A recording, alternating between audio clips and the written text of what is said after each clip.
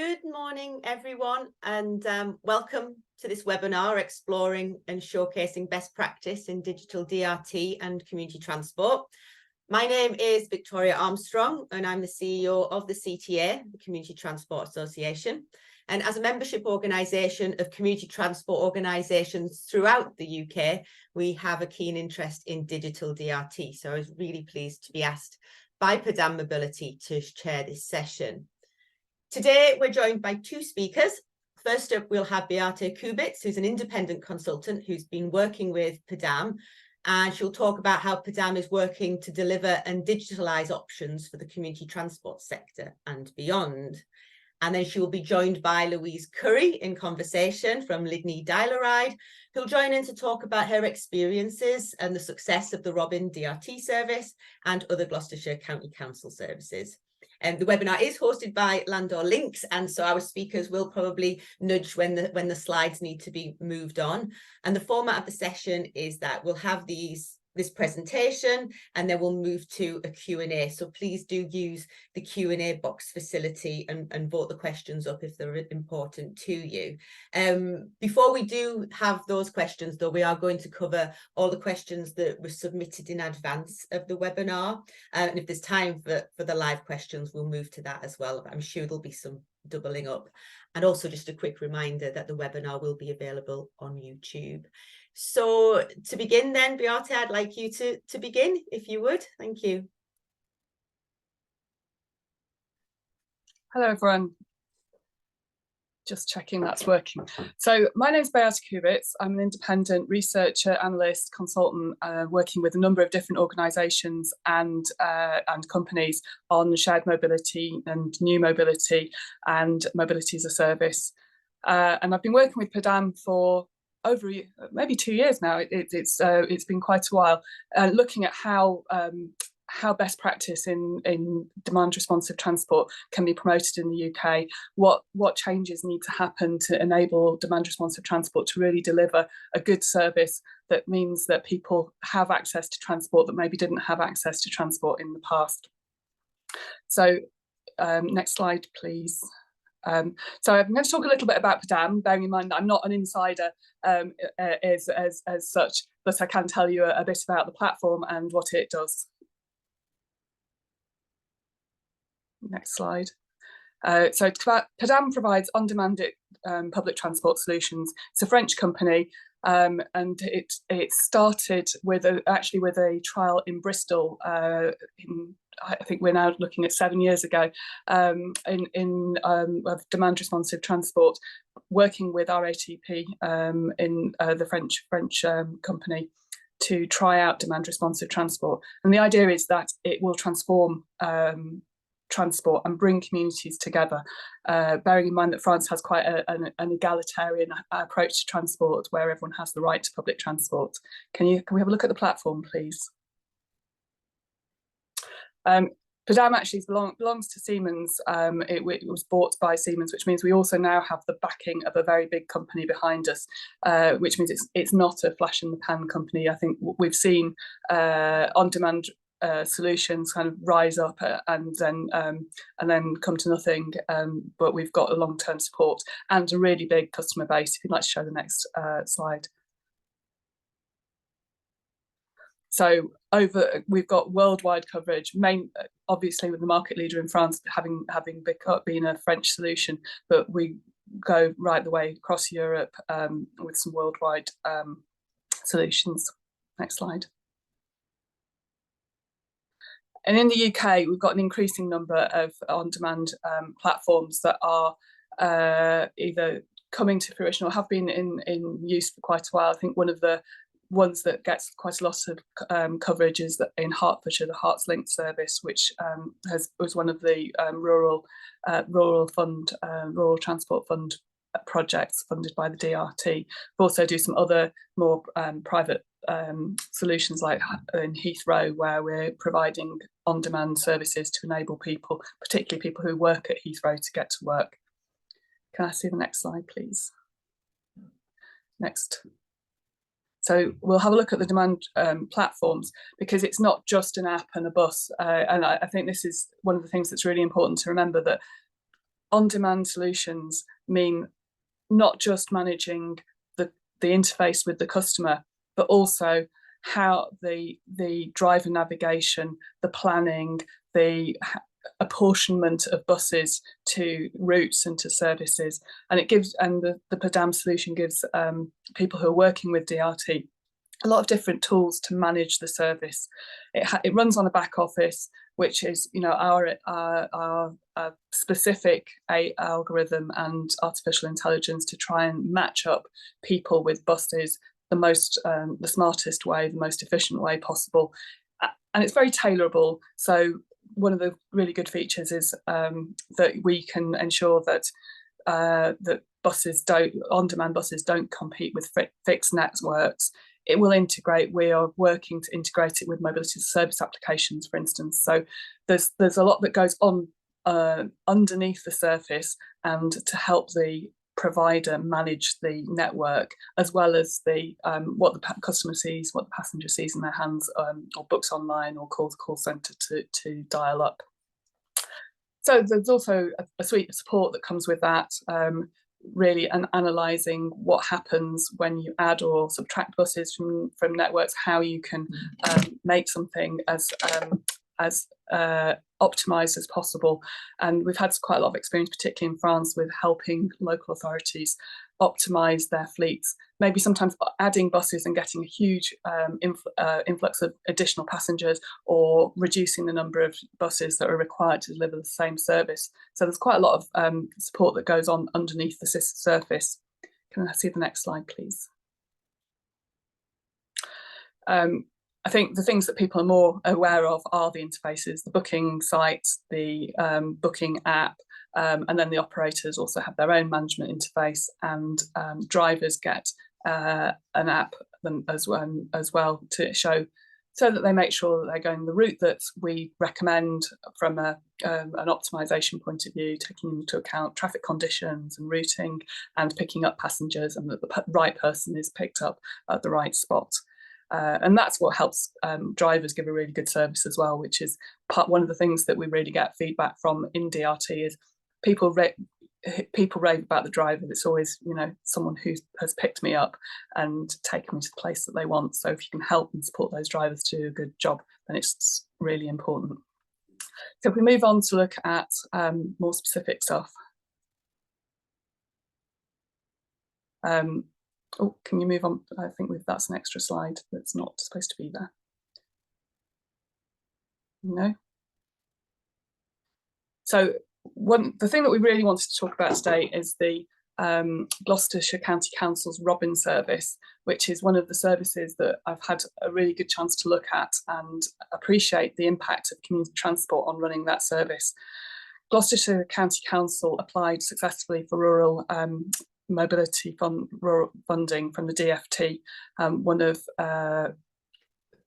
something like 50 odd services that applied, and funding has been given to a number of different services, very different configurations across the country. You can look at the service details. So the service that Gloucestershire proposed and got funded with DRT comprises two zones: the North Cotswolds zone and the Forest of Dean. So these are two quite different areas of Gloucestershire.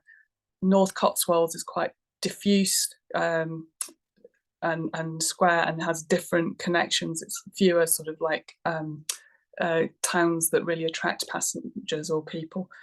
Whereas the Forest of Dean has a number of different towns and some quite defined corridors because of the types of journeys that people want to make. We can look at the zones a little bit more in depth. Both services have got two buses, so they're quite comparable in that respect. One is operated by commercial operator Pullham's Coaches, that's North Cotswolds, who also run some fixed line routes in the area, although there are other operators in the area for both areas. Forest of Dean, also two buses operated by Lydney Dial-A-Ride, which is a community transport operator, and Lydney also operates some local fixed line bus routes. So it's really interesting for in both services that the operators are able to see whether there's impact on their services. Lydney, as Louise will tell us later, also runs some traditional dial-a-ride and other community transport services. If we can look a little bit more in depth at the area concerned. Next slide, please. So Lydney, which is the area we're going to look at in more depth, has a total population across the area of 87,000 people.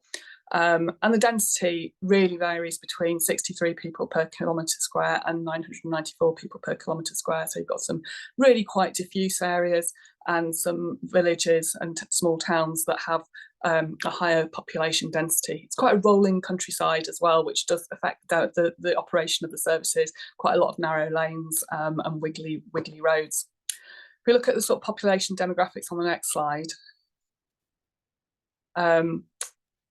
it's an older population, and it's also a population of lower economic activity than adjoining areas. So there is clearly an indicator here that we may see some rural deprivation in some of the areas of the Lydney dial-a-ride zone. And can we look at the next slide, please? It's an older population than the national average, with high levels of over 65s across the Severn River towards Bristol and Bath. And that's kind of reflected partly of retirement plans and maybe also of young people moving away for jobs and services.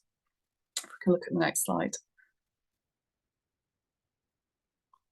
Then the other indicator, which I always find very interesting and insightful, is taken from carbon.place, which is a really good tool if you've never used it. Its website address is just carbon.place, and that's a tool that was funded by the UK government to look at carbon emissions in each zone of the UK by local authority and by lower super output areas. And what we can see is that carbon emissions connected with car use are really quite high in this area. Some of them are in the top 10%. There's an anomalous area around Cinderford, which is actually quite relatively low, and relatively low for an urban area, for a rural area. What you tend to see is that much lower car use and car mileage in city centres and much higher in rural areas, and Lydney is not atypical for that. It's also an area where there is poor access to public transport. Wherever I map an area, you can just see huge tracts of it which are not accessible by bus at all. You'd be walking miles to get to a bus stop. And although the population is sparse, there is a question: how do those people get around if they don't have access to a car? The other metric that I like to look at is when there may be a bus stop, but how often is that bus stop served? And when we look at the maps that I've drawn up of the area, we can see that some of those bus stops are served quite infrequently, and so they're not good for daily public transport necessarily, or school and work journeys. We can look at the rest of the next slide, please. So one of the things that has really interested me about DRT is how do we compare it to the services that we've already got. And I've been trying to work on different indicators, and there are other people working on different indicators out there. But I think some of the basic indicators that are used in transport can really apply to DRT. The numbers of people served is key to me. Can you actually get from A to B on a bus or other form of public transport in an area?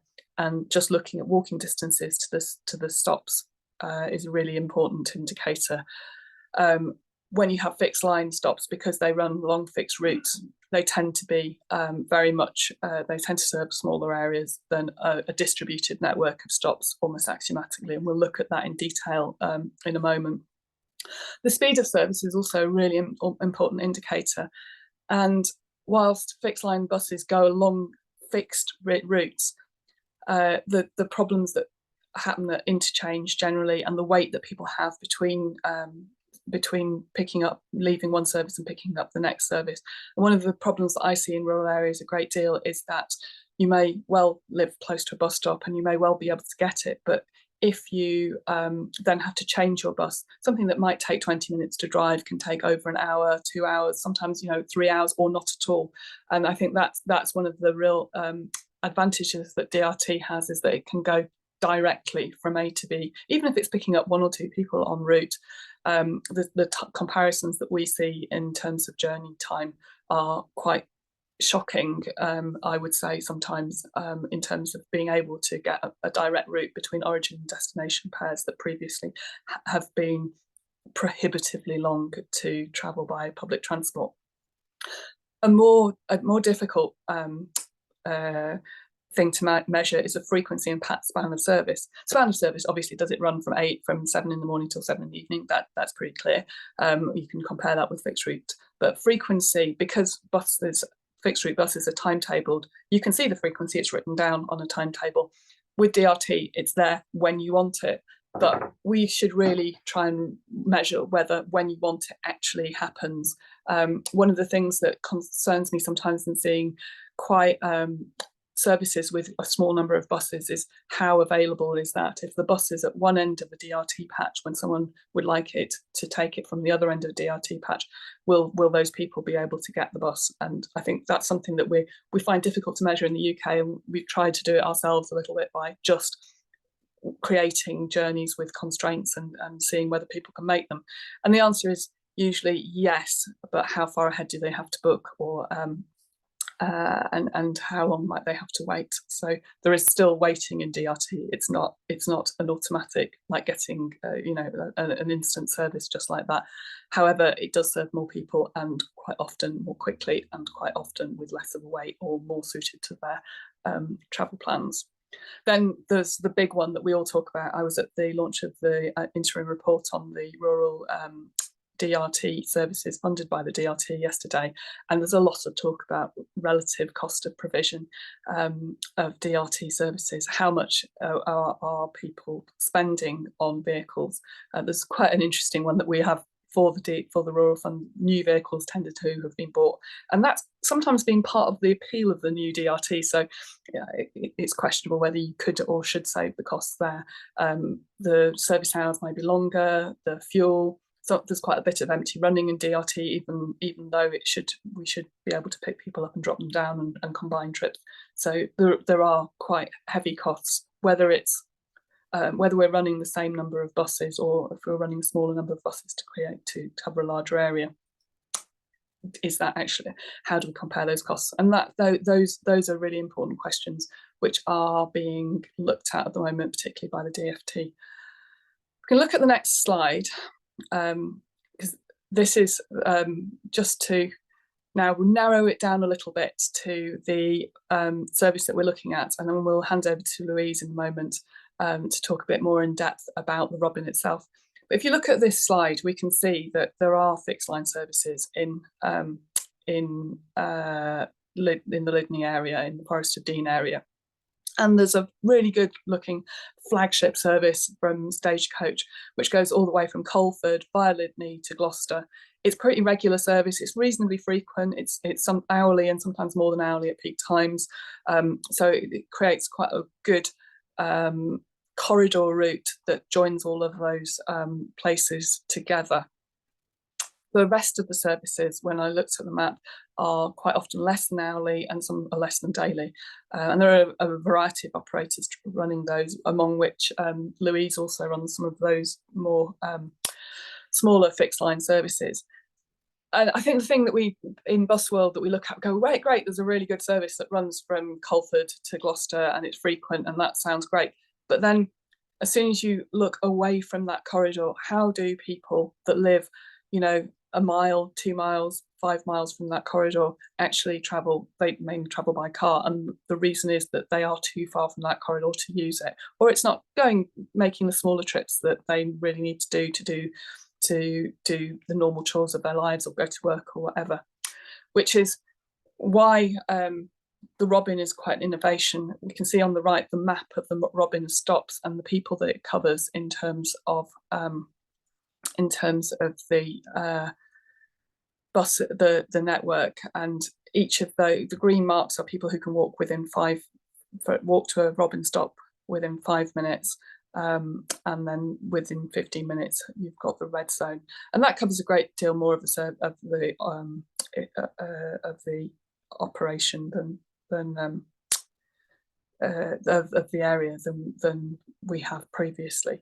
However, it's too many buses. Can we have the next slide, please? So at this point, I'm going to hand over to Louise to talk a little bit more about the specifics of setting up the Robin service and how that worked. What buses we had, how it was configured, what times it runs, and some of the positives of and the challenges of setting up that service. Louise, over to you. Thank you very much for that. Yes, so as you know, my name's Louise Curry, and I have managed Lydney Dial-A-Ride for 15 years now. And obviously that we were aware of the great chatter going on regarding the Department for Transport DRT funding, and it struck me immediately that actually it sat completely within the community transport network. We'd already had experience of running an on-demand service with the Dial-A-Ride. So it seemed to me to be a natural fit that we would actually go forward and hopefully be successful in running this. I have to say we had great support from Gloucestershire County Council, and when we were discussing this through the process, that they were able to help us and talk us through that process that we needed to go through. But of course, what we were talking about was a bus stop to bus stop service, where obviously the traditional Dial-A-Ride is actually a door-to-door service. So what we needed to do is understand the network that we had to cover. We knew that it only would have 2 vehicles. So we developed a system where we had 3 drivers across 2 vehicles 6 days a week. And actually the level of coverage that we have is 7 o'clock in the morning till 7 o'clock in the evening. And we found that actually that fitted very well. It gave us some flexibility if obviously something needed to happen with those vehicles during some downtime. And also we were able to improve on the work-life balance of the drivers that we were employing as well. So basically what we did is we set out a project, and once we'd been successful in agreeing that we would operate the Forest of Dean, is we set out a clear timeline of getting the vehicles to us, getting those drivers into place, and getting them out on the road. And it all went actually very smoothly. And I think that's because of the knowledge that we had running a community transport service. We'd already run Section 22 fixed line services, so we could pull off our knowledge from there. We'd had that. Lydney Dial-A-Ride has actually been in position for over 30 years on the very traditional Dial-A-Ride. So we were able to collaborate, and we knew what we had to do to actually get that process up and running. So it certainly wasn't a scary process, but I think what it was is that it was an extension of what we already knew. And I think that's how that can be reflected in the success that we've had over the last 12 months of operating it. As Beate has mentioned, obviously our demographics here are, we have an elderly population. And what we didn't want to do is take the focus of that from actually the Dial-A-Ride, which is what we traditionally served. But what we've found with this is that it opens up to a different demographic. We're seeing much younger people travel on the Robin, and they are going cross-district. So as Beate mentioned, we have a great fixed line service, but actually that doesn't necessarily get people where they need to go to when they actually need to go there. So this is given the options of where they can actually cross the district and utilise for college or for work, and from that point of view, then they've got many more options on what they can use as a transport service, really. Do you want to talk a little bit about getting the buses and training the drivers and how that went? Yes. So we were actually recruiting this as a completely new project. So the buses had actually arrived with Gloucestershire County Council some months beforehand. So we were able to have the buses on site as we needed them. And again, we were actually bringing in completely new staff. They were going to be basically ring-fenced for that project. So they actually joined us a month before we launched, so that they could get used to the vehicles, so that we could go through the training processes that we have with all of our employees, so that they could create a team within themselves, but also to actually get out and about. I don't think we have a slide here, but actually we have thousands and thousands of bus stops within our area that many have not been used on fixed line buses for quite a while. So it was making sure that we knew where we were heading, we knew the area that we were covering, and yes, we spent a good 4 weeks prior to launch just making sure that we had a good working knowledge, so that when those first bookings came through, that we could offer the best service that we possibly could. So this is really interesting because it's a community transport operated right from the start. Everything was down to you, and you applied or you answered the tender that Gloucester County Council put out.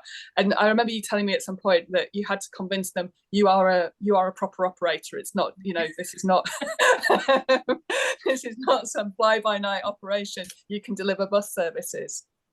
That's it, exactly, because obviously they see us as community transport. And what I wanted to do was demonstrate that actually this was an extension of community transport.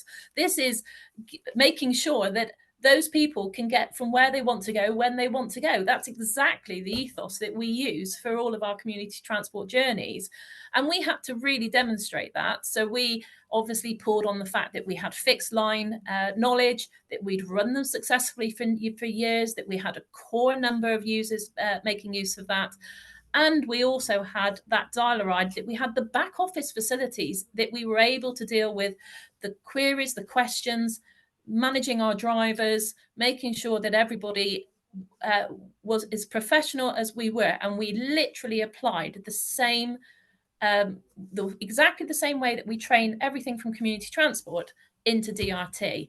And I think we've certainly demonstrated that we are a transport of choice. Really, we can be the transport of choice. I've had just to reassure everyone, I have had a question: are these minibuses accessible by wheelchairs? Yes, they are. So, and actually, one of the great advantages, the minibuses that we actually use do not have hydraulic lifts. So that actually takes off a lot of the maintenance issues that you have around hydraulic lifts. It has a really simple low floor lift, and when the passenger is booking, they can book their wheelchair space so that they know that vehicle is there dedicated for that wheelchair space for them. And yes, it can actually be used really simply. And we've had great feedback on wheelchair passenger users who have said, do you know what, this is fantastic, because you've opened up an area that has been completely inaccessible to us, because we weren't sure if we could get there. We weren't sure if the vehicle that was going to be used was wheelchair accessible. And we have the confidence that we are booking that, and then we can actually go through from there. So yes, it's been great. So at one end of the customer base, the passengers, you've got people who needed to previously use dial-a-ride, but then at the other end of the passenger base, can you describe the other end of the passenger base to me? Yeah, well, we've actually not lost any passengers through our dial-a-ride system. So I think that's one of the key things, because some of the times you can think, well, actually, if we take this on, are we going to reduce our dial-a-ride passenger usage in favour of DRT? And that certainly hasn't been the case. In fact, we've seen an increase in numbers on both sides of it. So what we're seeing is, obviously with the dial-a-ride, we are still maintaining that very, very core reason for being, which is that door-to-door, that taking that time, that individual specialism to get them where they need to go. And the DRT is offering that bus stop to bus stop action, so that it means that people can get to bus stops that actually maybe aren't served any longer on a fixed bus route, or is maybe served very infrequently, and they can actually cross the district, and then they can actually have access to such things as their colleges, their workplaces, or just to get out and about. So it's probably a much younger demographic using the DRT, But what we're finding is that we are also able to talk to them regarding the traditional dial-a-ride as well. So it's been an interesting process. One final question on the network. I'll get onto the sort of statistics that we've observed from the other side. But the fixed route, have you seen an impact on your fixed route lines? No, we haven't. No, because actually we've got a core users who use that. They know the times that where they travel. They like that service. So again, that is always a concern that you think, well, actually, am I going to lose one to the other? But no, we've seen no evidence of that whatsoever. Thank you. What I'll do is I'll just carry on a little bit about the services and what we've seen in terms of the bottom line numbers or the numbers of people using them. And then we'll come back and talk a bit about engagement, because I think that's the other thing that's really impressive about community transport. We'll go on with that. Well, I'll just talk about this slide here and a few others for a couple of minutes. So one of the things that I think is really it's quite shocking sometimes, just looking at the UK, particularly rural areas and even peri-urban areas, the walking distances to bus stops can be incredible. And the numbers of places that really are not accessible by bus are growing all the time. And in this area, I've looked at a whole 8,000 to 7,000 people that live in the area. And we can see that the core, along the core corridor routes, people are able to work to bus stops. The buses are served. It may take them a while. It may take them 15 minutes, but we've got just over half of the area is served within 15 minutes of all usual residents. But then if we look at the Robin on the next slide, we can see that the zone of the Robin, which is only served by 2 minibuses, is 16 miles by 8 miles, so it's quite a big area. A lot more of the people are served. Those areas around the routes and around the bus stops are expanded, and there are lots more areas that within 5-minute walk of a bus. Lots more people fall within areas that are within a 5-minute walk of a bus stop. You can look at the table on the next slide. So immediately, the introduction of the Robin meant that 10,000 more people were within a 5-minute walk of a bus stop. However, I think that we need to look at this as a whole, in the UK. It's still quite a stretched for people to get to buses. There are still a number of people who'd fall out with that zone, even so, and even though there is a measurable improvement by the introduction of the Robin. We can look at the next slide. So the other thing that I look at when I'm looking to see has this improved people's experience of transport, ability to use transport, and the utility of that transport is how long is it going to take? And one of the things that's been really interesting about the DRT is that it's created completely new origin destination pairs. People are travelling from different A's to different B's that weren't able to prior to the introduction of the DRT. So one of the origins is Alliston, and one of the destinations is Lydney. Quite often the Tesco or the station. And this is a sort of 8-minute by car journey. It's only a couple of miles, but it's not that you're not going to walk that with your shopping or your 2-year-old or whatever. I think it's unreasonable to think that people should somehow magic themselves without using some form of transport. However, Alliston is not on a bus route that's within a 15-minute walk at all, and so it's not a possibility for those people to use the bus to go to the shops or anything in any of the services in the centre of Lydney. Whereas the on-demand transport, it's a 22-minute ride. You may not be able to book it immediately. You may need to book it in advance. However, it will give you a reasonably good experience compared to a car journey. It's not going to take you more than half an hour to get there. And car journeys, as we all know, 8 minutes only reflects the time travelling. It doesn't reflect the time parking or looking for a car park space. We can look at a different example.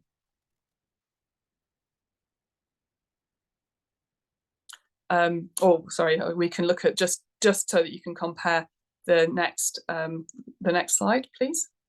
If you can just compare the area served. So Alliston is that area is in the centre of that little pink circle on the right, on the left hand picture, suddenly it's got much more bus service where you have once the robin was introduced. You can look at the next slide.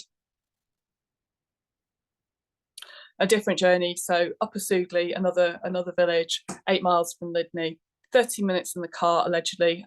I sometimes think that Google might be optimistic with country lanes as well. It's not on a bus route. You put it into Google, and Google suggests that you walk 19 minutes to a bus stop and then a further 39 minutes. So there is a bus for a bit of the route, but not a great deal of it. And it's suggesting that it takes you 1 hour 35 minutes to make a journey that would be possible by car. On-demand transport, again, enables you to make that journey in a more or less reasonable time, 30 minutes, not too dissimilar to a car journey. So again, the quality of your experience, the likelihood that you're going to use a bus increases because it's not terribly difficult in the way that some of the proposed journeys had been in the past. Next slide, please. So you can see again that Upper Sugley, now green, 5 minute, lots of people live within a 5-minute walk of the virtual bus stops in Upper Sugley, whereas they hadn't before. It was quite hard for me to find bus journeys that people could make from Upper Sugley, despite the fact that it shows that there are buses within walking distance. So it's quite interesting that sometimes the bus network looks like it's there, but it may not actually be the bus network that people want. Next slide, please. And just to give you an idea, we're able to see at the back end the range of places that people travel to Lydney from. And those places are not necessarily on the fixed route bus network, but this has changed. People are able to make those direct journeys that they want to make by bus, which would have been either very circuitous or not possible at all. Next slide. So then it comes to data. How many trips are actually being made, and what are the statistics? And we're seeing about 900 trips a month, and it's a rising figure, but one of the things that we want to talk about is how Louise got that figure quite quickly relative to many DRT services. The service runs 6 days a week. One of the things that's very interesting is that we get regular travellers on this service, people who are making more than 20 trips per month. And there are people, 200 of the trips every month are made by those people who are making a lot of trips on this journey, on this service. So that's only 10 people effectively, but they are using this as their core form of transport. And then we've got some casual people using it 5 to 20 times a month, 350 trips like that. That's more difficult to tell you exactly how many people that represents, because that's quite a wide range. But we are seeing this used as transport, not as something that people are using regularly. And then the remainder are using it maybe once or twice a month, but it's part of their transport plans. We do get a few people who use it only once. We don't yet know why that is, but some of the evaluation is something that we'd like to do later. Booking 70–75% by app. So very interestingly, even in this older area, we are getting quite a high proportion of bookings by app. People are able to book by website, which we find often that people are booking for other people using the website, which is really interesting in terms of working as communities, enabling each other to travel. And then we are getting sort of 12 to 15% of people who are booking through call centres. So there's quite a wide spread. People who like apps are using them. People who don't have to. Next slide, please. And the thing we find really, really interesting about this service is just how much take-up it has relative to the North Cotswolds area. As you can see, it's about 4 times the number, over 4 times the number. Sorry, my maths on the fly, not working there. Of rides been taken in the Forest of Dean area, and there was a really rapid take-up from the start of 20 to 30 rides per day. If we look at the next slide, and then we'll talk to Louise about maybe why that was. So the next slide shows actually we're not comparing exactly the same kind of situation. There was existing provision, there were better buses already, and where there are buses, people are already more familiar with taking them. North Cotswolds, there were fewer buses. It's a lower population, it's a sparse population, and it has even higher car ownership and use than the Forest of Dean area. So it's starting from a different place. And I think that's something we need to bear in mind and not completely diss the North Cotswolds area for its low take-up. However, we look at the next slide, I do think there are some indicators, some things that have been specifically different in the Forest of Dean, where Louise has engaged in a sustained community outreach before the service was launched, and I think that's made a really big difference. That in the North Cotswolds, there hasn't been any community advertising. Everyone here probably reads Roger French's blog, and he went to the North Cotswolds. He put this picture, I credit him entirely with this picture. There is no mesh, you can't see the DRT. It's not visible in the North Cotswolds area. So I think, you know, there are two different types of organisation going on. There are two different dynamics.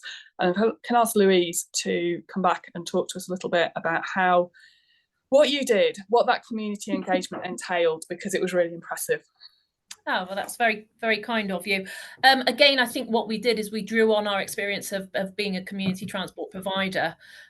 So, as you know, we had those vehicles for a good month beforehand. We made them visible every day. We didn't keep them in the yard. We made sure that they were out and about with our drivers. We stopped at places such as the local supermarkets, in the healthcare car parks. And actually what we did is we just engaged with people. We spoke about the service that was going to be launched, we handed out leaflets. So it was very, very traditional, quite an old-fashioned way of marketing. But actually, what we find, especially in this area, is that people like that one-to-one. So we put posters in all of our supermarkets, in every single one of our doctors, dentists, libraries, community centres. Basically, anybody who would hold a leaflet for us was given the chance to actually spread the news. And obviously everything was supplied by Gloucestershire County Council. All of that marketing material was given to us by them. We just made sure that we actually got it out and about, because what we wanted to do was hit the ground running. We wanted to make sure that on those first few days that we had people on our vehicles that we could then go and chat to, and we made sure that we had their photographs taken, and we made sure that they were engaged in what they were doing, and we wanted them to have an experience of transport. And so that's really what we did. We made sure that everybody was there. We also spoke to local village representatives. We spoke to local councillors. So again, that when they were taking out the village newsletter, that there was something in there that was going to be running and that was going to be operating, and this was a new type of transport option. And that's what we need to see. It's an option of one of the transport options that are available to people. So we're not taking away from the fixed line services, not taking away from the local train stations, but actually saying this will hopefully allow you to connect with your fixed line services. This will help you connect with your train times, and this will maybe make cross-district transport, which is actually really difficult in where we live, much easier. And we've kept that communication open as well now. So again, just this week, I've had an email from somebody who was able to take her child to a forest school for the first time, a 2-year-old child that she was able to get out and about and do something and engage in that. So what we do is we then say, we engage with them and we talk to them and find out what they like and what they dislike, and then hopefully, change that through as well. One of the other things that we've also done is that we were very keen to put the names of our drivers available to our users. So what it does is it creates a level of personal service, so that they are aware that it's going to be Ian picking them up today, and that way then it creates a connection, and that way they can make sure that everything's okay and they can have a chat. And what we're wanting then is for them to pass that level of information on. So it is Chinese whispers by any stretch. It just taking people where they need to go, but also making sure that other people are aware of the service. And I think that was why we were able to increase the users so quickly. And yes, definitely, it's been it's been a great way of getting out and about. But as I say, I think it's really keen to highlight that this is part of an integrated transport package, that we are there able to support the rest of the network in whatever form that takes, to make sure that those passengers can then go on and use different services as well. I think it's good also that you have a transport information sort of point in near the bus station. Yes, we are lucky that actually our base is Lydney bus station. So we are very fortunate that our head office is based here. And we actually have a point of contact that we have at the front of the building. Again, we have a building in one of the other towns that we service, which is used also as a transport hub as well. So we were able to pull on all of that then made sure that actually people were able to come in and talk. And a lot of it has been face to face. A lot of it has been getting out there, chatting away to people, and just making them aware that this is an option that they can use, and that it's open to everybody.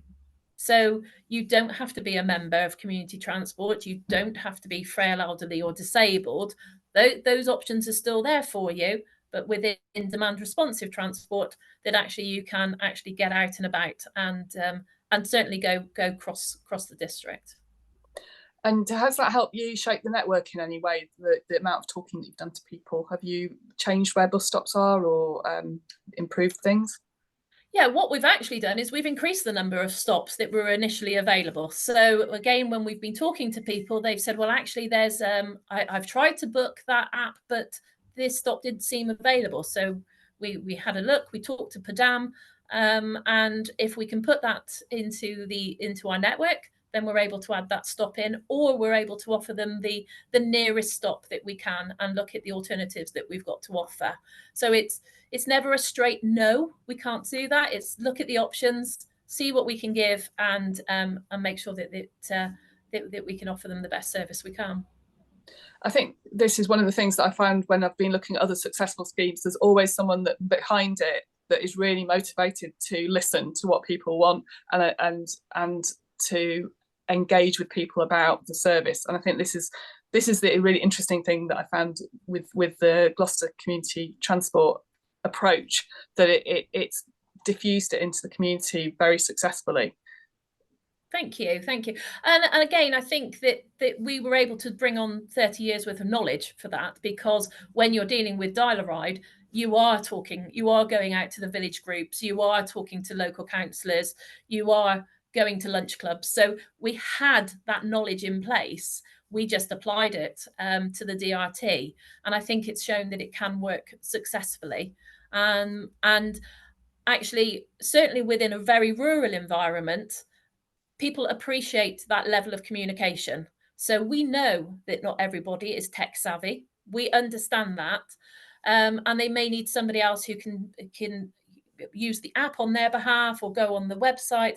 But equally, we can also say, well, there's the call centre option. So don't be frightened to use the service, because there's a range of ways that actually people can contact us. So a little bit of dispelling the myth that, oh gosh, you need to have the latest phone, you need to have the latest tech to use this service. No, you don't. But actually, it's an option, again, that you can actually do. So it's just about making sure that people understand how the service works and actually getting those vehicles out and about, making them as visible as possible. And that's certainly what we did in those 4 weeks leading up to that project launch. And we've been really good at what we've done. And in terms of continuous marketing, because we're still seeing new people downloading the app and signing up, and new passenger numbers appearing. So are you continuing with that engagement? Yes.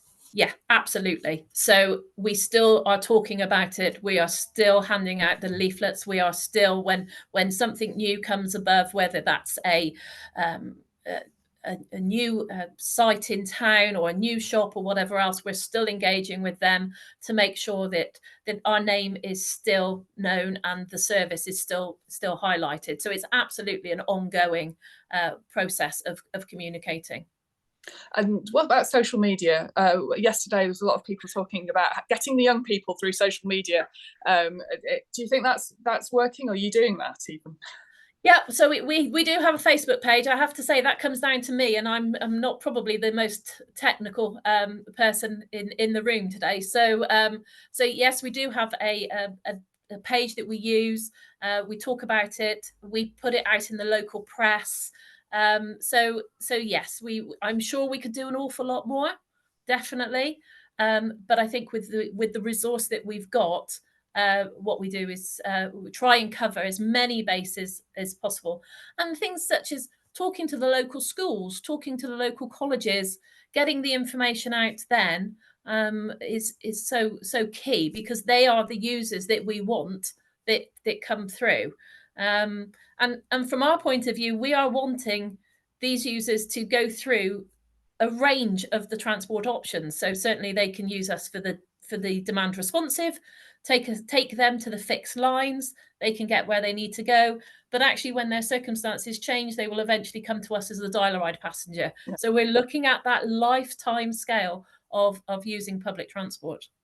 And just starting from the beginning, one of the things that was really noted, and I've seen in other schemes, and was noted by the DFT review of the launch of the Rural Transport Fund buses, DRT schemes, was quite a high use by young people, which is great from a couple of points of view, both, you know, more people using the schemes, but also young people getting interested in public transport, getting independent, not relying on the mum and dad taxi from a young age. So are you seeing that with Robin?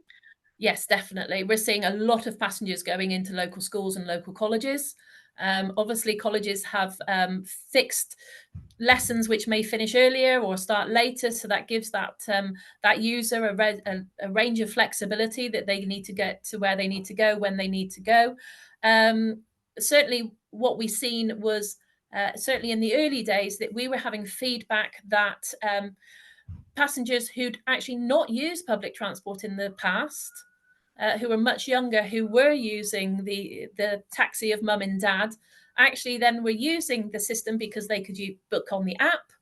They knew the bus stop where they were getting on, they knew the bus stop that they were getting off, and they also knew that driver's name. So it suddenly gave them a level of confidence, instead of thinking, actually, is the bus going to turn up? Am I not sure what bus stop I'm going to get off on? So it gave them that process that actually then it makes them help become more independent, and actually then go on to use other services when they gain that level of confidence. Really interesting. Thank you so much. I think there are loads of questions, so we probably need to move on to the last slide, and then we can ask the questions that are in the inboxes, in our inbox. So yeah, just to sum up in my from my kind of overview, and a lot of it is anecdotal, although we do see the data in the back end that supports quite a lot of these the anecdotes, is that community transport engagement has definitely made a difference in the Robin area, in the Forest of Dean Robin area. And the thing that we found, or that I've heard from my colleagues at Per Dam, is that the community transport partnerships with Louise has really made a difference in configuring the app.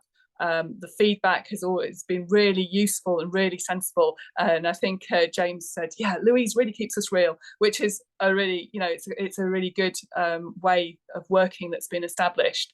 The other thing that I think gets forgotten is that people in rural areas are just as keen to digitise as people in cities. Yes, we might have an older population, but we're still seeing quite high usage of the apps. There are mobile coverage gaps, and that's one thing that the operator and the tech providers together have had to sort of deal with, is how do we deal with mobile data not being necessarily as good in rural areas.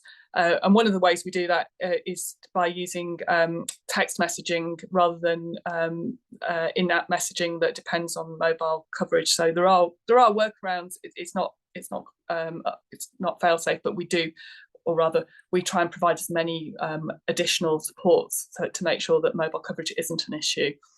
And I think the message from Louise particularly that I've taken away, and it's been really positive, is that integrated transport can be achieved in rural areas. Being able to join up a rural area to transport hubs, to being able to give people the option to make trips across the area, not just sort of follow the radial routes and the corridor routes, really does make a difference. The one thing that I would say is the right resources. I personally wonder, having seen examples abroad, how many buses Louise could actually use to make this service a much busier service. So the level of the right resources hasn't yet, I think, in the UK been really understood. But overall, it's been a very positive journey and really positive story, and it feels very nice to have heard about more people being able to travel by public transport in these days when we really need to encourage that, both the cost of living crisis, people who are having to drive and finding that too expensive to maintain and keep a car, and with the pressure that we all face to reach net zero. So I'm hoping this is a good news story. I'd like to hand back to Victoria to talk, to field all the questions, which I know have been coming in thick and fast. Oh yes, and sorry, if you need to talk about Padam, please contact James.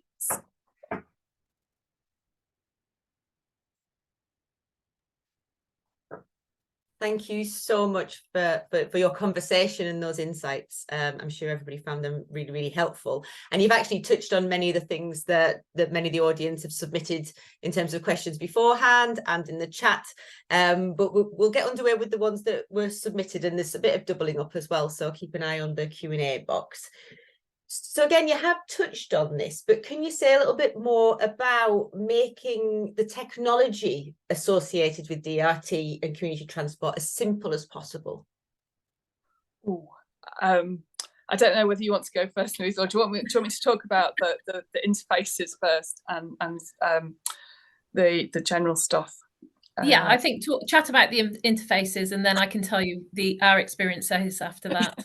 So yes, thanks. So I think the idea of having a map and being able to book from a stop to stop has changed things. And the question is, simple for whom is one of the questions, because as someone who was brought up through the digital age, I find the whole idea of booking things online and through the app really simple, whereas I appreciate that some people don't. So there's a whole demographic that thinks, actually, yeah, that's what I want to do, and it's really intuitive because it's similar to booking an Uber or whatever. So I think there's that trying to make it as intuitive is one of the things that we've done on the or as Padam has tried to do. Given that you're not booking from A to B, you're booking from stop to stop, and you get a choice of stops to go to rather than exactly door to door. And then the other stuff is actually about teaching people to use it. I think that's really about teaching people to use it. I think that's really Louise's bag, because she's done a lot of that kind of work.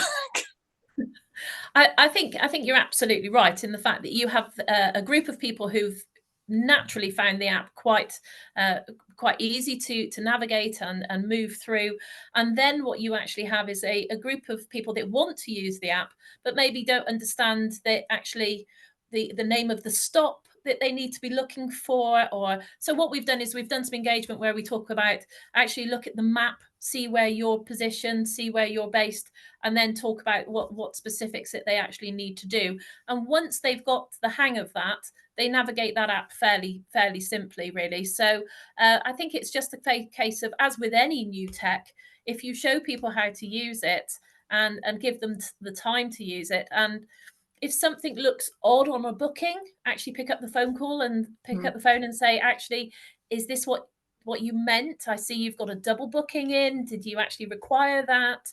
And then you can actually, help and educate them as they start the process, really. But certainly the feedback we've had is that the app is good. Obviously, as apps progress, they will always get hopefully better and more intuitive. But yeah, people have been able to take that, and I think we've seen that in the stats. I think we have about a 73% uptake of the app usage. And of course, the call centre is available, so exactly. That means that there is a backup if someone really doesn't have the technology, isn't able to use it for whatever reason. So I think having the whole range means that the whole range of people have the option. Yeah, I think that's really important, that it needs to be the suite of support, the suite of the bookings, that it's not just one thing. Thank you.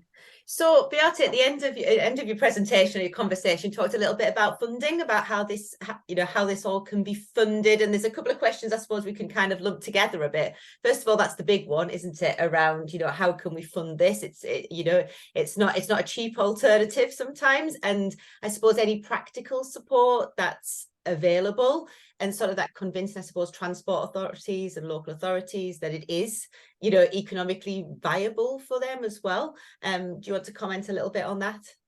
I think, yeah, it's really interesting, because what funding is always such a massive question. I think we've got to a point though where funding has been so cut for buses, and passenger demographics have shrunk, passenger numbers have shrunk, that we really probably just need to start again. I know that the government's doing a look at BSOG, the bus, fuel subsidies effectively, and other things, and we've got the BSIPs, but it's quite worrying when you look at the overall map of who can get a bus and why, in the context of everything is expensive at the moment. People are really stuck, and they still need to get to work, they still need to get to appointments, they still need to get out and about.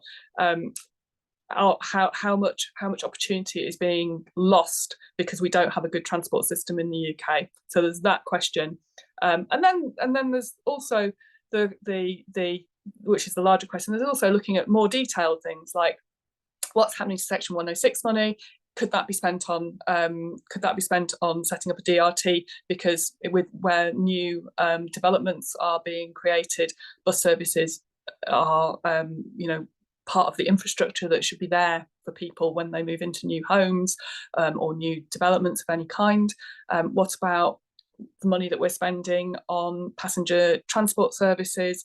Could that be integrated? Because as Louise was saying, there are people who can use DRT who maybe couldn't use some of the previous offers of buses, that particularly when DRT can be configured so that if you've got a particular need, you could be delivered door to door, whereas someone who has less of a mobility requirement could be delivered corner to corner. So you can do a lot more integration with DRT than with previous services, particularly when buses are accessible, and we have that facility to go door to door, and to calculate how long is it that someone's going to need to get on and off it with a reduced mobility.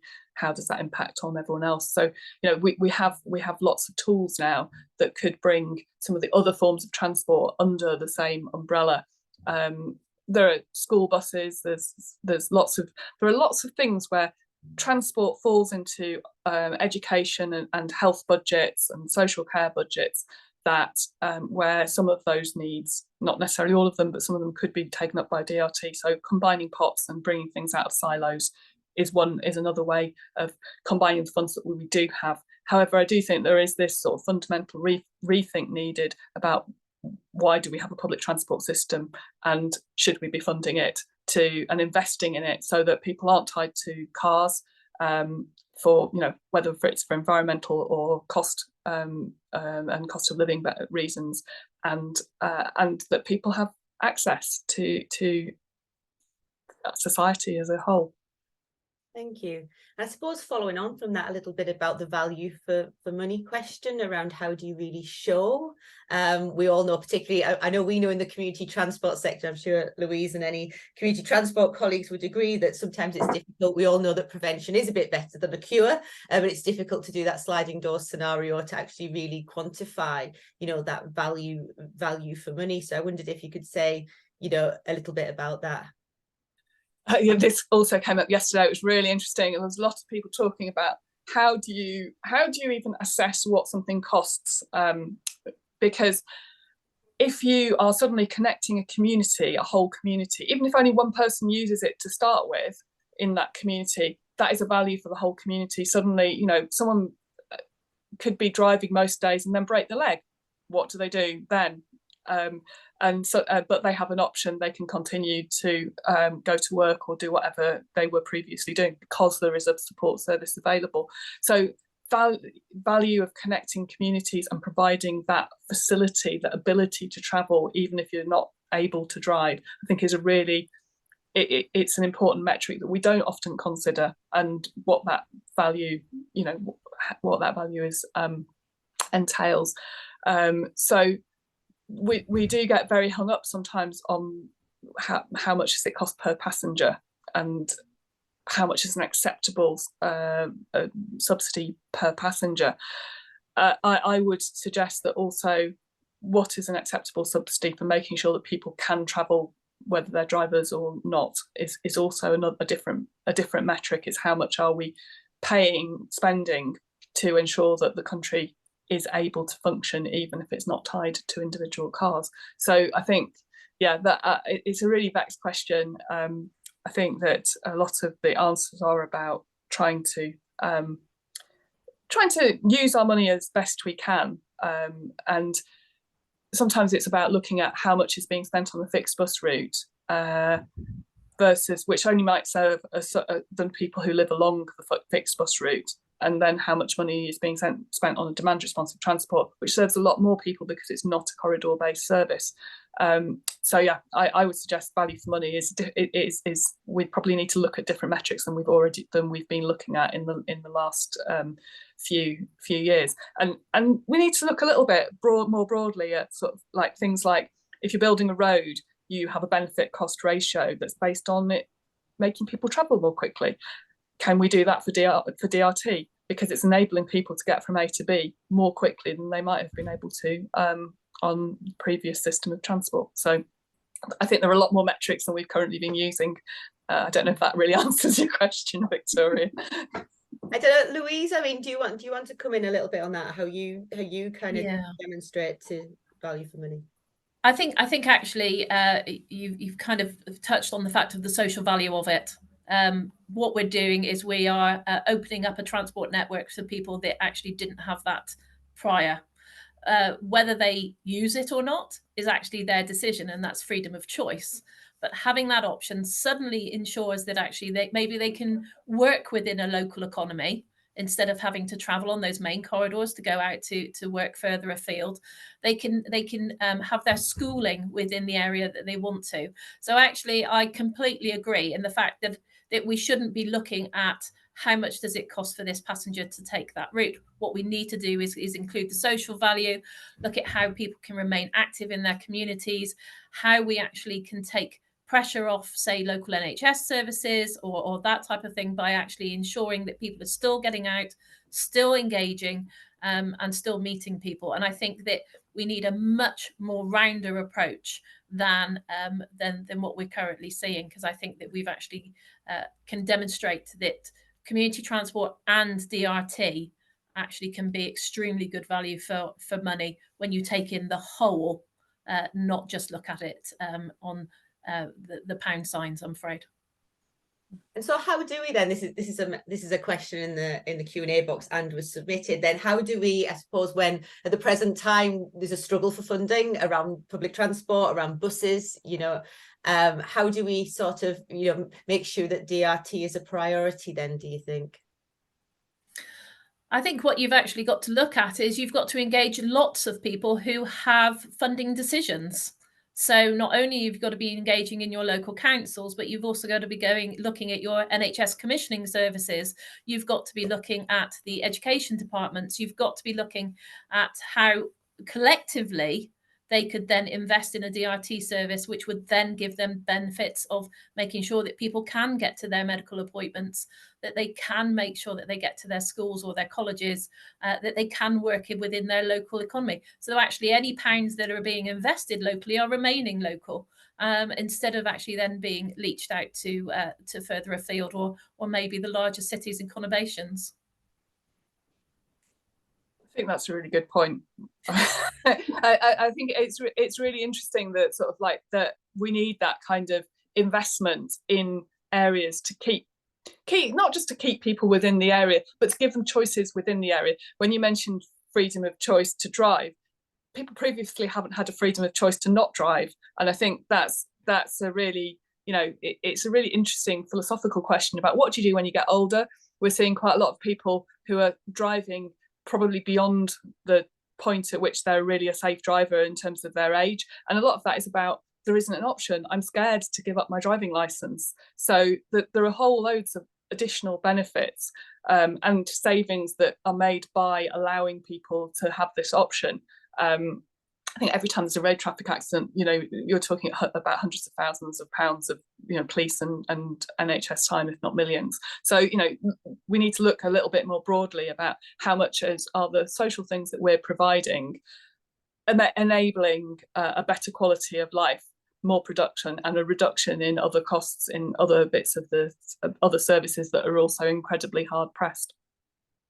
Okay, what would your comment be, I suppose, on, you know, in the press we do see from time to time that DRTs have been set up by the local council and they haven't been particularly successful.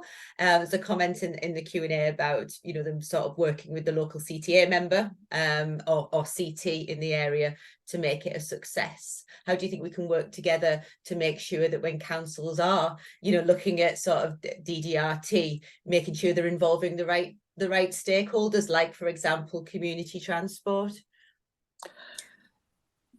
I don't know if you want to answer that first, Louise, but I have a view about the way that services quite often are set up. I don't know, do you want to talk about CT first? I think that we've actually, what we've intended to do, and we've been very proactive in doing, is that consider us as part of an integrated transport network.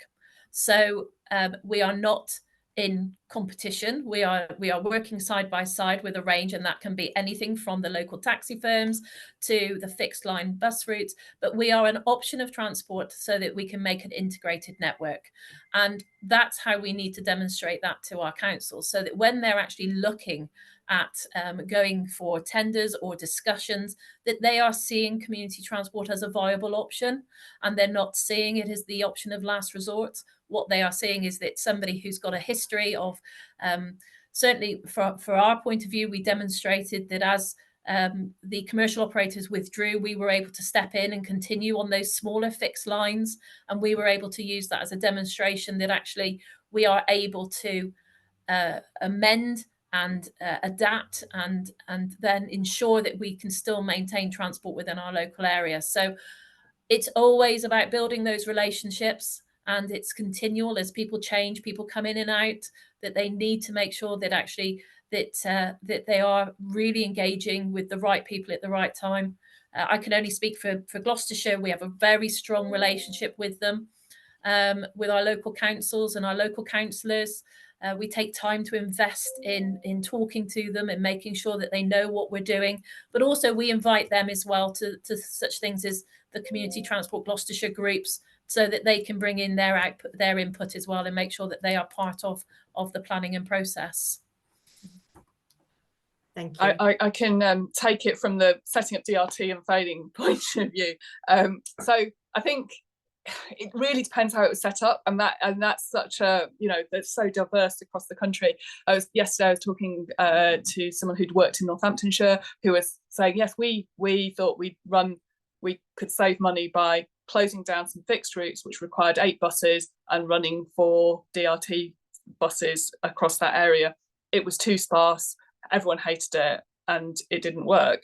So, you know, there's a lot of sort of circumstances around some of the setting up of DRT schemes that were less successful. There was also, over time, our DRT schemes have got better technology behind them. I think that's definitely one of the things that came out yesterday, talking to the people working in local authorities, that having access to really good technology just makes such a difference, because you can suddenly see in front of your eyes, you know, who's wanting to make trips, what trips they're making, can we bunch things better so we get a better optimization rate, should we be putting more buses on at this time of day and fewer on that time of day. So there are tools now that there are better tools. But the social side of things, withdrawing a load of bus routes and then saying you've got this service that you may not understand, it's not a really great way of doing things. The services that have worked have been overlaid on top of existing fixed routes, where people already have some habit of taking the bus established, and this is adding to their options. Interestingly, not hearing that DRT is taking away a lot of passengers from fixed routes. It's almost the opposite, that it adds options, so people are more likely to use the fixed route because they can then get home again or whatever. So that there's interesting questions. Then there's the other thing is behaviour change just takes such a long time. Was it an operator in Milton Keynes that ran a bus service for 10 years, and they doubled over that 10 years the passengership, but that was only in the last couple of years that they ran it. It took sort of like an 8-year ramp to get the service to the point where people were really, really using it to the point that was desired, because people take so long to convince their behaviour is very set already. Their patterns of transport only tend to change when some life change comes along. So the fact that, you know, Louise has done as well as she has, as quickly as she has, is really astounding as far as I'm concerned in terms of DRT. And a lot of the DRT schemes are run very, very briefly. You know, a year isn't a long time in transport behaviour change. So I think there's a whole, you know, and then there's also looking at other countries and how they do it, and which I don't think we've really done in the UK. Sitting from the sort of like a French-based technology provider and looking at what they've done in, like, say, Orléans, where they started a trial area, then they moved it to 4 trial areas, and then they moved it to a kind of like the whole of the peri-urban area around the centre. And that actually increased the usage rates phenomenally, because they suddenly had so many vehicles that people were really, really trusted that it would give them the service that they want. And we've not tried anything where you've kind of flooded an area with DRT buses, whether it's with a commercial operator or a community transport provider. So yes, I think community transport can do an amazing job, but we need to situate it within are you doing something that's going to annoy people to start with by taking away their existing services? Are you allowing enough time for people to develop behaviour change? Are you actually designing the network and using the tools that are at your disposal properly? And do you make a long-term commitment? So that, you know, I think there's a lot of different things at play when in that whole DRT fails type narrative.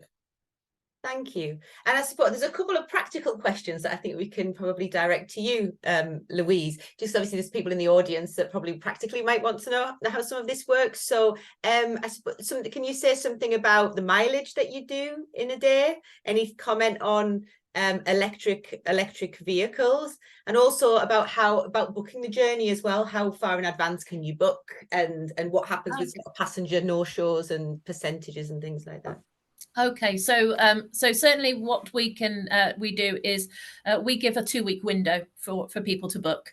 So we actually looked at whether we should go longer, but what we found is that the dropout rate after, if we put a month in advance, people's requirements change within that month, and then we found that actually they cancelled a lot, or there was an increase in no-shows. So we've settled on a 2-week booking window, and that seems to work particularly well. We have people that book a slot every day and then we'll cancel it at the last moment, and sometimes that can be a level of frustration, but actually that's what demand responsive is. We are being responsive to the demand of that customer. So if they needed us at the time and their situation has changed, then they have that flexible and level of freedom that they can then amend their booking. So you have got that. Your question regarding electric vehicles, when the original concept for DRT in Gloucestershire came about, it was looking at electric vehicles. Unfortunately, the topography of where we are driving would actually really hinder the electric vehicle with the mileage that we would have to cover and the charging of it. Now, I think that will come, but the tech probably isn't in place at the moment with the vehicles that we require, with requiring a wheelchair accessible vehicle, all of the additional bits and bobs that goes on with that. So the weight of the vehicle, which would have a negative effect on electric charging as well. So they are not electric vehicles. That decision was taken quite early on in the project. Whether they could be if it was in a more urbanized environment, then, or if there was more vehicles that we could then interchange them when we needed them, that could well be the case. But at the moment, no. the topography of the area just means that actually electric couldn't be a consideration. Mileage, we cover a lot of mileage. We've got 2 vehicles covering quite a large area, and we are certainly within hundreds of miles a day across that network. And that goes back to the fact of actually, should we have more vehicles in this area?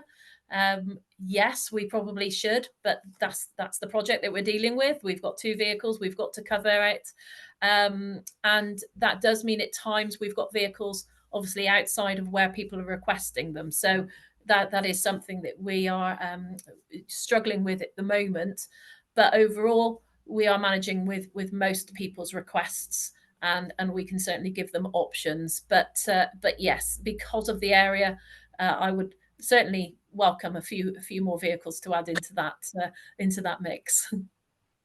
Excellent, thank you. Just for the electric vehicles, we do have one of the DRT schemes in Essex is entirely run with electric vehicles, so it can be done, but Essex different from South Gloucestershire.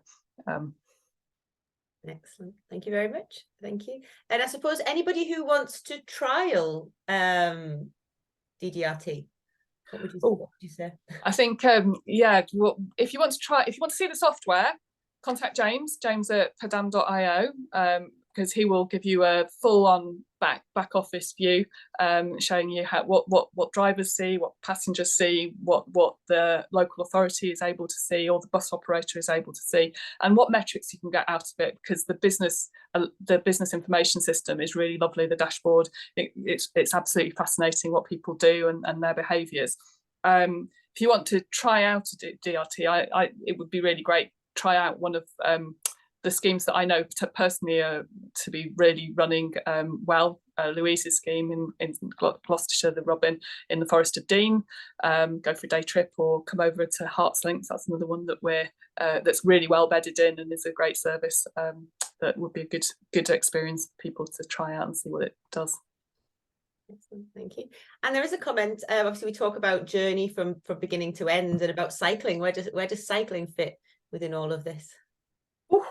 That's one of my favourite things, I have to say. As DRT is only one of the things that I love in transport and new mobility, is the ability for electric bikes to really extend people's journeys. At the moment, I struggle to see how e-bikes fit in with DRT until we have more fixed stops. This is the irony of DRT. It works from virtual stops. If you have a bike and you want to stop traveling on that bike, you need somewhere secure to put it whilst it's waiting for your return. So at the moment, I would suggest that you probably need to start with the where do you park your bike, so that you can get from bus to your onward destination.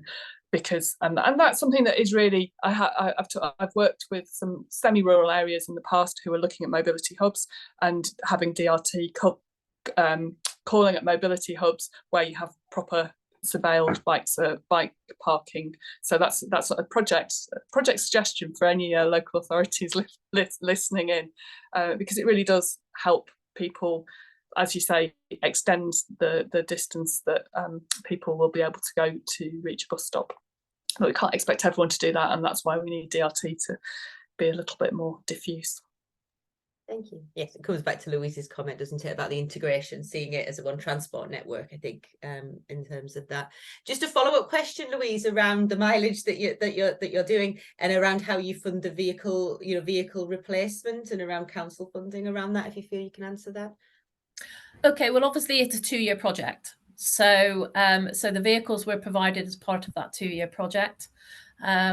We will obviously have that conversations as we go through whether the project is extended, and obviously, hopefully they've seen the success that we've been able to offer so that we can then build that through. But certainly when we looked at the initial project, there was a case that we built in a vehicle replacement policy. So if it was successful and it was extended onwards, that we would have that facility in place to actually update those. And you'd be looking at a 5-year point for that, really. But I think what you know, the mileage is covered because of the area that we cover, and it would be ideal to get more vehicles in, which would take the pressure off the vehicles then, and reduce their overall mileage, and keep them closer to where people want to go, so that we've got a case. But as a project, you have to start somewhere. You have to be able to see whether it will work, and certainly, you know, the initial 12 months has shown that it actually can work really well. So yeah, definitely, certainly at the beginning, it was costed on a base that it would be a long-term transport option.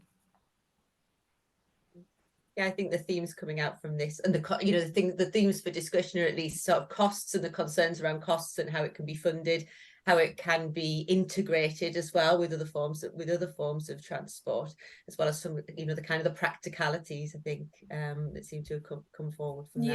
Yeah, I certainly think that we have an advantage. As I said, we are based at a bus station. So, and we've been based at this bus station for 10 years, which means that we've built up a strong relationship with the commercial operators. We know the drivers. We've used it as a part of a transport hub. So we actually have public bus services at the front of our building. We have community transport at the rear of our building. So, so I think actually we had the advantage that we were seen as part of the network. And then bringing the DRT in just meant that we were expanding that coverage for people and giving them the option. So I think that certainly has worked really well for us. And yeah, I can certainly see in the future that we want to be that one transport option really that carries people through. Absolutely. And how do you think for people who aren't based in a bus station, that's been a distinct advantage, which is brilliant. I suppose to, you know, the question in the chat about how you bolster those kind of core services, how you practically do it. You know, if you could, I know you can't do it, you can't remove yourself from it, but if you weren't based in the bus station, how do you think things might have been different, or what would you suppose your advice be, or I think what you need to do is you need to understand the network that you've already got in place. So you're not looking to replace, we're not looking to remove, but what you're doing is you're looking to enhance that. So talk to your commercial operators. You know, don't be concerned that because you're community transport that they're not going to want to engage. Explain what you're going to do. For example, we have our 2 vehicles here. We have a commercial operator with a garage facility. I spoke to them and then said, I'd like to actually employ your services as our garage for those 2 project vehicles. So it's about, again, talking and building relationships. We know the timings of the public buses. We can give out that information to people, and yeah, just make yourself visible and make yourself part of that network. Find out what they're going to do, from everything from, if you can't help, refer to a local taxi firm. If you can't supply that service, make sure that you know somebody who can, so that you're building those relationships, and that you're talking as one, as opposed to we only deal with community transport, so we can only advise on that. Well, actually, no, we know when the local stagecoach bus is arriving, so actually we can also give you that information as well. Thank you for that, and that is just a great time. We're coming to the end, so I'm going to have to cut everything short so we can end on time. Thank you, Louise and Beate. Thank you so much for your contributions. There's lots to think about, and I think lots of conversations to be had. And also thanks to Padam Mobility, of course, for making the event possible. I'm sure if you have any follow-up questions for our panelists, you can get in touch directly or via James. And I would certainly be more than happy to discuss community transport with anyone in the room, or anybody who would like to. So please do feel free to get in touch directly with myself or via James. But thank you, everybody, for joining, and see you again soon. Thank you. Thank you.